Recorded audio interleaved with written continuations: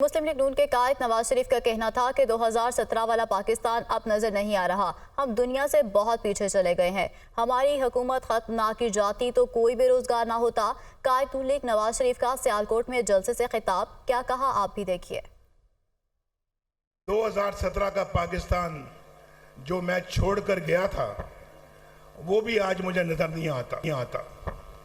हम बहुत पीछे चले गए हैं। इन नौजवानों के हाथों में आज हर एक के हाथ में रोजगार होना चाहिए था। आप यकीन करें कि जो हमने प्रोग्राम शुरू किए थे वो प्रोग्राम जारी रखने की हमें जो मौका दिया जाता, हमारी हुकूमत ना खत्म की जाती, आज कोई भी इस जलसे में शख्स ऐसा ना होता जिसके पास बाइज्जत रोजगार ना होता। कितना बड़ा जुल्म किया इस कौम के साथ। मैं अपने साथ जो जुल्म हुआ उसको बर्दाश्त कर जाऊंगा और कर रहा हूं, लेकिन जो जुल्म आपके खिलाफ हुआ है उसको मैं बर्दाश्त नहीं कर सकता। कौन कहता है कि यूथ मुस्लिम लीग नून के साथ नहीं है? कौन कहता है कि यूथ हमारे साथ है? इन नौजवानों को जिनके हाथों में डिग्रियां हैं या कोई हुनर है, उनको इंशाल्लाह हम कर्जे देंगे, 20-20 साल के कर्जे देंगे, जो इंशाल्लाह वो अपना खुद कारोबार सेट करें। और ये सारा कुछ हमें रिवर्स करना पड़ेगा, पीछे नहीं जाना पड़ेगा सारा कुछ, और वही हालात वापस लाने पड़ेंगे, तरक्की की वही रफ्तार दोबारा वापस। लेकिन हम बहुत पीछे चले गए हैं। बड़ी मेहनत करने की जरूरत है और हम इंशाल्लाह दिन रात मेहनत करेंगे। हम सबको अल्लाह ताला कामयाबी अता फरमाए। 8 तारीख को मुस्लिम लीग नून कामयाब हो और इस मुल्क की खिदमत का जिम्मा जो है वो फिर अपने कंधों पे उठाए। तो दूसरी जानिब साबिक सदर आसिफ अली जरदारी ने कहा है कि पीपल्स पार्टी के साथ बहुत ज्यादतियां हुई मगर कभी लड़ाई की बात नहीं की। भूले भटके लोगों को समझाएं जो हथियार उठाते हैं। वो हब में जलसे से खिताब कर रहे थे। मेरी आप दोस्तों से दरख्वास्त है कि सिर्फ उन भूले भटके दोस्तों को समझाएं जो बंदूक में हाथ डालते हैं, जो हथियार का काम लेते हैं। पीपल्स पार्टी के साथ आप सोचे क्या जाती नहीं हुई, मगर पीपल्स पार्टी ने कभी हथियार की बात नहीं, कभी लड़ने की बात नहीं।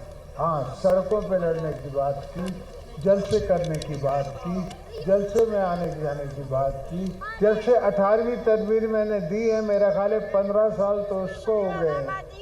आपका बजट 4 दफ़ा बढ़ चुका है, मगर वो बजट किधर नजर आ रहा है? मुझे तो नजर नहीं आता है। पता नहीं फिर हमारे दोस्तों की जेबों में नजर आता हो तो आओ, यहाँ नजर नहीं आता। हम हब को आगे बढ़ाने की, हब को आगे चलाने की और हब को संभालने की जिम्मेदारी भी संभालेंगे। इतना कोई बड़ा काम नहीं है। कराची के इन्वेस्टर्स खुद कर दे अगर सिर्फ मैं लॉ एंड ऑर्डर यहां दे सकूं। सदर नून लीग शहबाज शरीफ की नाम लिए बगैर बिलावल भुट्टो पर एक बार फिर कड़ी तनकीद। उनका कहना था कि मुखालिफिन कहते हैं कि नून लीग बाहर निकलकर जलसे नहीं कर रही। देख लें क्या नून लीग सियालकोट में कमरे में जलसा कर रही है। अजीमुशान जलसे ने साबित कर दिया कि सियासी मुखालिफिन का जुलूस निकल गया। सियालकोट जलसे के खिताब में उन्होंने मजीद क्या कहा, आप भी देखिए। मुखालिफिन ये कहते हैं कि मुस्लिम लीग नून बाहर निकल के जलसे नहीं कर रही, नवाज शरीफ बाहर निकल के जलसे नहीं कर रहा। तो क्या आज सियालकोट में हम किसी कमरे में जलसा कर रहे हैं? और ये जलसा इस बात की गवाही दे रहा है कि 8 फरवरी को सियासी मुखालिफिन का जुलूस निकल जाएगा। एक सियासी मेहरबान है, वो आजकल जलसों में कभी कोई मजदूर कार्ड निकाल के दिखाते हैं, कोई किसान कार्ड निकाल कर दिखाते हैं, कोई फलां कार्ड निकाल कर दिखाते हैं। गौर से देखें तो लगता है कि ये कोई फुटबॉल मैच के रेफरी हैं। ये अवाम का ठाटे मारता हुआ समंदर 8 फरवरी को येलो कार्ड दिखा के उनको मैदान से बाहर कर देगा। 8 फरवरी का सूरज मुस्लिम लीग नून का सूरज होगा, पाकिस्तान की फतह का सूरज होगा और नवाज शरीफ अल्लाह ताला के फजल करम से चौथी बार वजीर आजम का सूरज शुरू होगा इंशाअल्लाह। जो समझते हैं कि चौथी बार वज़ीर आज़म बन जाएंगे ये उनकी गलत फहमी है। उन्हें मालूम नहीं कि ताकत का सरचश्मा अवाम है। उन्होंने चार्टर ऑफ डेमोक्रेसी करके तौबा की थी, अब वही काम शुरू कर दिए हैं। बिलावल भुट्टो ज़रदारी जलसा-ए-आम से खिताब कर रहे थे। एक जमात ने वो पुरानी सियासत अपनाया है जिससे उन्होंने तौबा कर दिया था चार्टर ऑफ डेमोक्रेसी साइन करते हुए। एक जमात ने अपना ये वोट का इज्जत का नारा भूल के वही पुरानी सियासत अपनाई है और वो समझते हैं कि वो आज से चौथी बार वजीर आजम बन चुके हैं। मैं आपसे पाकिस्तान के अवाम से अपील करता हूं कि ये इनका गलत फहमी है, ये इनकी गलत फहमी है। इनको ये समझ नहीं आता कि असल में ताकत का सरचश्मा अवाम है। आप पाकिस्तान तरीके इंसाफ के जज्बाती कारकुन को समझाएं कि हम ये जद्दोजहद 3 नस्लों से लड़ते आ रहे हैं, हम मुकाबला करना जानते हैं। इनको ये समझ होना चाहिए कि ये जो आपका निशान नहीं मिला ये अपने लोगों का कसूर है, किसी और का कसूर नहीं है।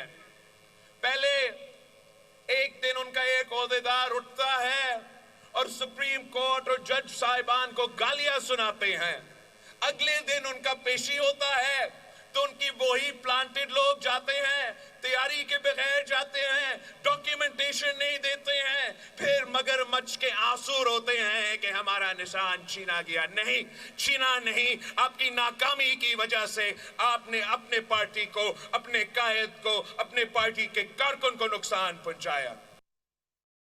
शानदार पाकिस्तान, शानदार मुस्तकबिल और ख़राब माजी से छुटकारा। पीटीआई ने भी इंतखाबी मंशूर का ऐलान कर दिया। हुकूमत में आए तो आइन में तरामीम करेंगे। वज़ीर आज़म का इंतखाब डायरेक्ट अवामी राय से होगा। वज़ीर आज़म चंद MNS के वोट से नहीं बनेगा। बैरिस्टर गौहर खान इस्लामाबाद में प्रेस कॉन्फ्रेंस कर रहे थे। शानदार मुस्तकबिल और ख़राब माजी से छुटकारा। सोसाइटी ने जो अप एंड डाउन्स देखे हैं, जितने लोगों को मुख्तलिफ प्रोसेस से गुजारते हुए जिस तरीके से इनजस्टिस का सामना करना पड़ा, इसलिए अवामी आवाज़ का तकाजा है कि एक ट्रुथ एंड रिकन्सिलिएशन कमीशन कायम किया जाए। हमारे आईनी तरमीम में एक शिक ये शामिल होगी कि हम आइंदा इंशाअल्लाह ताला वज़ीर आज़म का इंतखाब डायरेक्टली अवाम से कराएंगे। साथ ही साथ हम असम्बली की मुद्दत जो 5 साल की है, हम इसको कम करके 4 साल करेंगे। इसी तरह सेनेट की मुद्दत जो 6 साल है इस वक्त, इसको कम करके हम 5 साल के लिए करेंगे। हमें लेवल प्लेइंग फील्ड तो क्या फील्ड ही नहीं दी गई, हमसे बल्ला लिया गया, हमारे प्रपोजर सेकेंडर रोके गए, हमारे नॉमिनेशन फॉर्म रिजेक्ट किए गए टेक्निकल बुनियादों पे। किसी अक्यूज के लिए उसकी मर्जी के खिलाफ वकील अपॉइंट करना आईन की खिलाफ वर्जी है। इसके सख्त अल्फाज में हम शदीद मजम्मत करते हैं। चीफ ऑर्गेनाइजर मुस्लिम लीग नून मरियम नवाज का कहना था कि 8 फरवरी को इलेक्शन है। नौजवानों को कहना चाहती हूँ कि वोट आपकी तकदीर का फैसला करेगा। मजीद क्या कहा आप भी देखिए। वो वफाएं जो सियालकोट ने मुस्लिम लीग नून को दी हैं, आज उसी का शुक्रिया अदा करने पहली मर्तबा नवाज शरीफ साहब, शहबाज शरीफ साहब और मरियम एक जलसे में एक साथ आए हैं माशाल्लाह। इलेक्शन की आमद है, 8 फरवरी को इलेक्शन है। मैं अपने नौजवान बच्चों से, कौम के बच्चों से ये कहना चाहती हूँ, अपनी नौजवान बहनों से, बेटियों से ये कहना चाहती हूँ कि वोट की पर्ची एक पर्ची नहीं होती, वो आपकी तकदीर का फैसला है, उसको बहुत सोच समझ के करना। आपका मुकद्दर पेट्रोल बम नहीं है, आपका मुकद्दर बाइज्जत रोजगार है। जो शख्स आपके हाथ में पेट्रोल बम्स देता है वो आपका हमदर्द नहीं। आज वो बच्चे जिनको वरगलाया था और रियासत पाकिस्तान पे हमला कराया था, आज वो बच्चे जेलों में पड़े सड़े, उनको कोई पूछने वाला नहीं है। 8 फरवरी को चाहे आपको अपने मुकाबले में कोई नजर आए या ना नजर आए, कोई मुस्लिम लीग नून का नवाज शरीफ का वोटर घर ना बैठे। अमीर जमात इस्लामी सिराजुल हक ने कहा है कि तीनों जमातों ने वही पुराना मंशूर पेश किया है। पाकिस्तान गरीब का है, इन चंद जागीरदारों का नहीं है। मुल्क में करप्शन की वजह से महंगाई है। वो कराची में जलसे से खिताब कर रहे थे। हमने तय किया है कि हमारी हुकूमत आएगी, उस वक्त एक आदमी काउंसलर बनेगा, MNA बनेगा, सेनेटर बनेगा, कि जिस तरह वो वापदा से, यूटिलिटी स्टोर से, टेलीफोन के महकमे से एक खत लाता है कि मेरा इस पर कोई बिल नहीं है, इस तरह बेटी से, बहन से और अहलियत से वो एक चिट इलेक्शन कमीशन को देगा कि इस आदमी ने अपने बेटी का हक दिया है, अपने बहन का हक दिया है, अपने शौहर का हक दिया है, तब कहीं जाकर वो कौमी असम्बली और सेनेट का मेंबर बन सकेगा। अब लोग धोखे में आने वाले नहीं है, अब इनकलाब आएगा। बस मेरे दोस्तों, जमात इस्लामी क्या है? ये खिदमत का नाम है। जमात इस्लामी एक नजरिया है। जमात इस्लामी दियानतदारी का नाम है। जमात इस्लामी आपके लिए, अवाम के लिए, पाकिस्तान के लिए कुर्बानियों का नाम है।